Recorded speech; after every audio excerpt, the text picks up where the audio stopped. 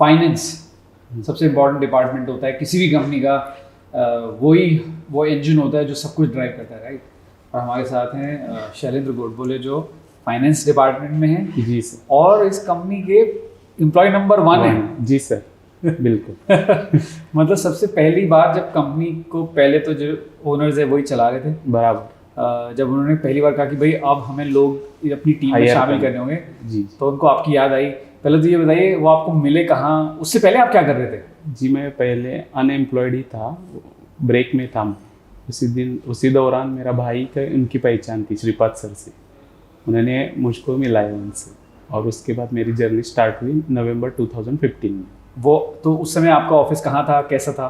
वो एक छोटा सा शॉप था, उसके ऊपर माले पर हम बैठते थे, एक पीसी, एक कपबोर्ड और एक कंप्यूटर। वो हेडक्वार्टर था? जी, जेनरिक आर्ट का वही हेडक्वार्टर था हमारा। छोटा सा बट स्वीट। तो जब आपने ज्वाइन किया, जी सर, तो ये कंपनी में 2 फाउंडर्स थे और उनकी वाइफ भी काम करती हैं। वो एक शॉप में चल रहा है। जी सर। और ऊपर मेज़ानाइन में आप लोग बैठे हैं, बराबर, और वहाँ पे हेड ऑफिस चल रहा है। बिल्कुल। तो आपके दिमाग में क्या था कि ये जो कंपनी मैंने ज्वाइन किया है, कैसा कंपनी है ये?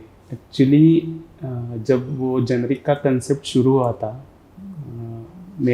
मुझको भी उसका थोड़ा ये था, मतलब क्या रहता है जेनरिक प्रोडक्ट, क्या रहता है। और इसमें दोनों कॉज होते हैं, सोशल कॉज भी होता है और अपना रेगुलर सेल्फ एम्प्लॉयमेंट भी होता है, तो दोनों एम हासिल होते हैं, इसलिए मैंने चुना ही। ओह जी सर। तो तब आपको पता था कि ये ऐसे इतना बड़ा कंपनी बन सकता है? नहीं, वो तो पता नहीं था, लेकिन वो धीरे धीरे ग्रो हो गया सब कुछ। तो आप एक ही एम्प्लॉई हैं? जी सर। और आपके बॉस है 2 या कहें कि 4 बॉस थे। एक्चुअली 4 बॉस थे मेरे।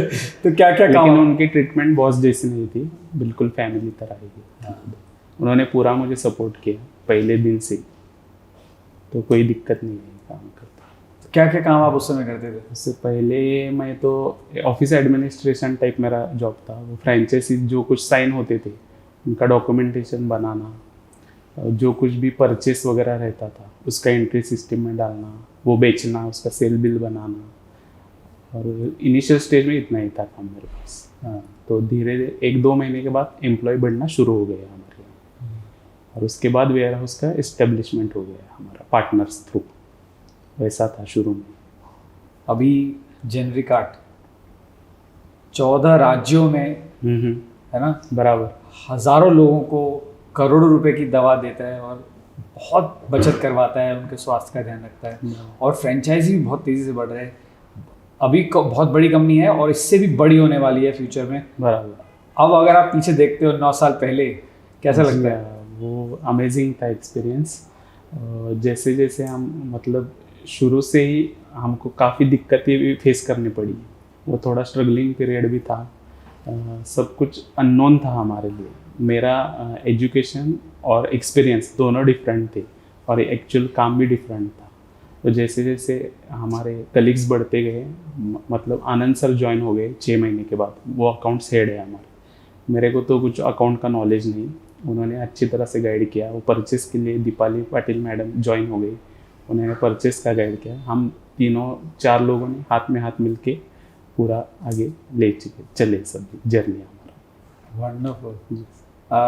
आई होप एंड विश कि आगे भी आप इसी तरह से आप भी ग्रो करें, कंपनी भी ग्रो करे। Yes sir. और फिर हम बैठेंगे बिल्कुल जब सर। 1000 के 2000 के 4000 है ना, जी सर। ऐसे होता रहेगा। Yes sir. वंडरफुल, बहुत अच्छा लगा आपसे मिलकर। Thank you sir.